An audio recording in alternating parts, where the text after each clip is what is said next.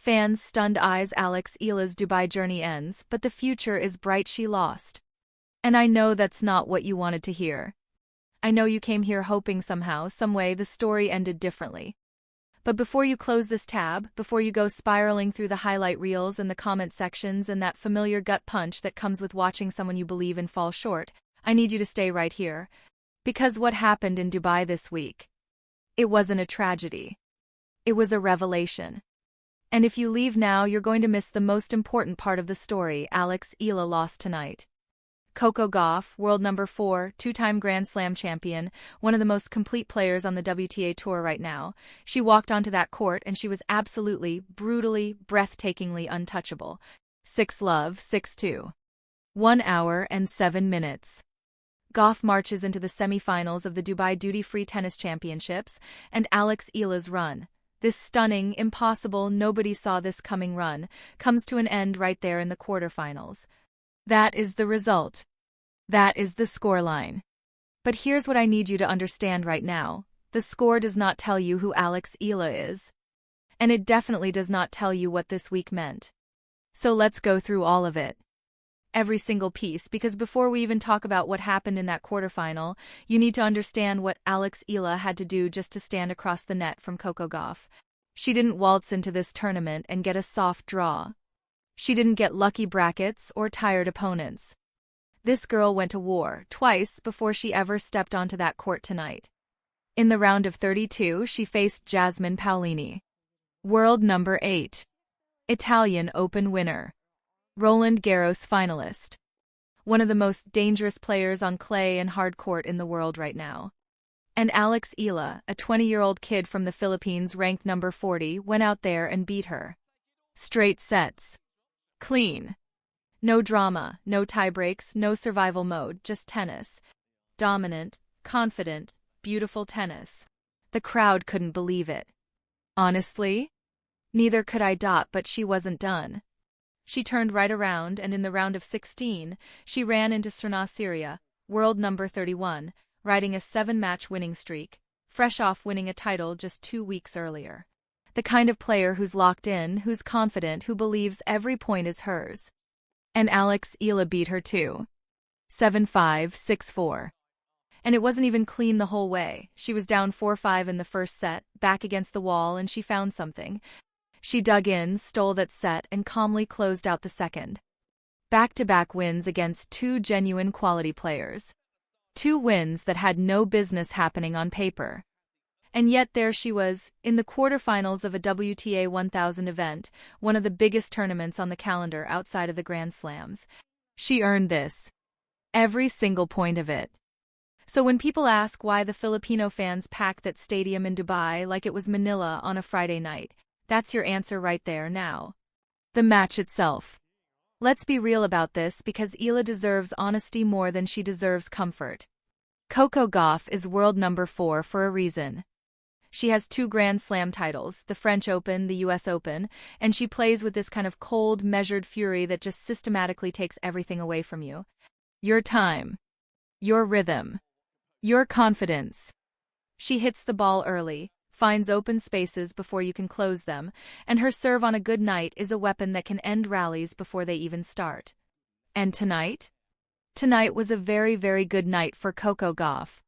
She was in that zone. That ice-cold nothing you do matters, I could win this in my sleep zone. And from the very first game you could feel it. Alex made 33 unforced errors in this match. 33. That's the kind of night where your racket just doesn't feel like yours. Where the ball bounces in ways your brain didn't expect. Where every time you try to find your game, it slips just a little further away. You could see it in her body language. The head shakes, the conversations with her coach Joan Bosch at the changeovers, that look in her eyes that said she knew. She knew this wasn't her night. And when you're playing the world number 4 and it's not your night, the scoreline reflects that without mercy. First set, Gauff takes it 6-love. A bagel. Alex Eala's first bagel of the entire 2026 season. And if you were watching, if you were sitting in those stands with a Philippine flag around your shoulders, that first set landed like a punch you didn't see come in second set. Gauff goes 4-love again. And now the whisper starts going through the stadium. A double bagel. 6-love, 6-love. The kind of scoreline that doesn't just hurt, it echoes.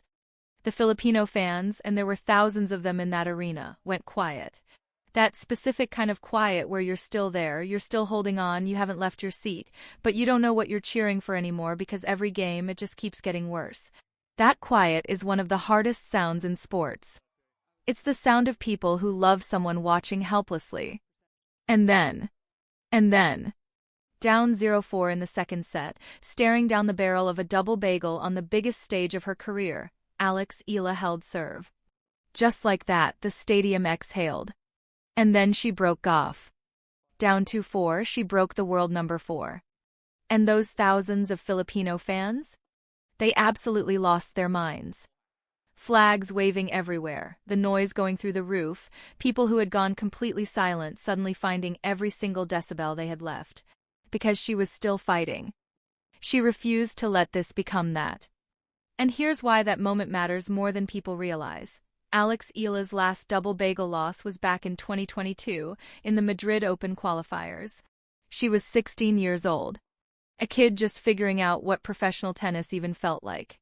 She was not going to let that happen again on the biggest court of her career, in front of thousands of her own people. She made Goff work for it.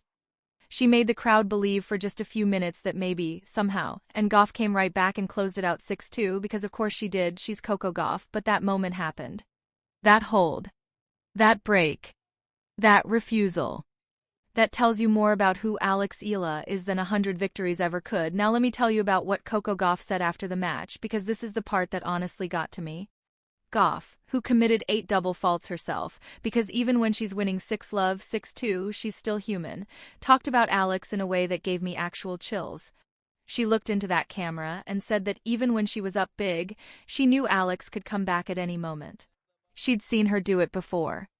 Think about that for a second. The world number 4, a 2-time Grand Slam champion, standing at 6-love, 4-love, and she's still watching Alex Eala across that net thinking, this girl can do something. This girl is dangerous. That is not a courtesy comment for the cameras. That is genuine respect from someone who has played the best players on the planet and knows exactly what danger looks like, and then came the crowd moment.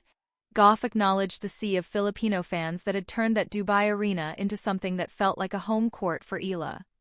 Thousands of people in yellow and blue, flags raised, chanting, in the middle of the United Arab Emirates. And Gauff said she handled it by doing the most Coco Gauff thing imaginable. She just pretended every cheer was for her. She smiled and said it helped. And look, that's funny, that's charming, that's the kind of answer that reminds you why Gauff has the following she has. But then she said something that hit differently. She looked around that stadium, knowing that millions of people across the Philippines were watching on their phones and their TVs, and she said she wanted to thank Alex Eala for bringing a new demographic to the sport. She told the Filipino fans to keep being enthusiastic, keep rooting for their player, because it's great for tennis. That is not just a classy exit line. That is the world number 4, one of the faces of women's tennis globally, standing in front of cameras and telling the world that what Alex Eala is building, this movement, this following, this energy matters. That it's bigger than any single result, and she is right. She is absolutely right. So let's zoom all the way out, because I need you to see the full picture of what just happened in Dubai this week. Alex Eala walked into this tournament, ranked 47 in the world. She beat Hailey Baptiste in round 1 to get things going. Then she stunned world number 8 Jasmine Paolini in straight sets. Then she took down world number 31 Serena Syria, coming back from the edge to steal the first set and close out the second. 3 wins in a WTA 1000 event. 2 of those wins against players ranked inside the top 35 in the world. She reached the quarterfinals of the Dubai Duty-Free Tennis Championships, only the second WTA 1000 quarterfinal of her entire career. At 20 years old. And after all of that, her ranking is climbing. She was projected to sit around number 38 in the live rankings after the quarterfinal points came in, possibly even higher. She is already, right now, the highest-ranked Filipino tennis player in WTA history. She was the first Filipino to ever break into the top 40. And she is 20 years old. 20 years. OLD.so yeah, she lost tonight. Coco Gauff was on another level, and there's no shame in that. There's no version of this where the loss doesn't sting, where the 6-love first set doesn't hurt, where the walk off that court wasn't hard. But this is not the end of the story. This isn't even close to the end. Because what we watched this week in Dubai wasn't a player hitting her ceiling. It was a player showing the world what her floor looks like. And her floor, the baseline, the starting point, the version of Alex Eala that shows up on a bad night in a tough draw. Her floor just reached the quarterfinals of one of the biggest tournaments in women's tennis. The story is still being written. And if this week told us anything, it's going to be one hell of a story to watch unfold.